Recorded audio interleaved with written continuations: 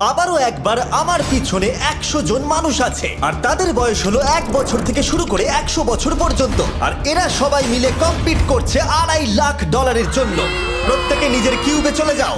আর এটা আমার অন্য ভিডিওগুলোর মতো নয়। এই 100 জন মানুষ নিজেরাই ডিসাইড করতে চলেছে কে $2.5 লাখ ডিজার্ভ করছে।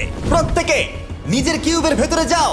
এই চ্যালেঞ্জটা অফিসিয়ালি শুরু হলো। যদি তোমরা এই চ্যালেঞ্জটাকে ছাড়তে চাও তাহলে এই রেড লাইনটাকে টাচ করবে, তাহলেই তোমরা এলিমিনেটেড হয়ে যাবে। কতক্ষণ থাকতে পারবেন এই চ্যালেঞ্জে মনে হচ্ছে? আমি অনেকক্ষণ থাকতে পারবো। দেখি 1 বছরের কম্পিটিটর কি করছে।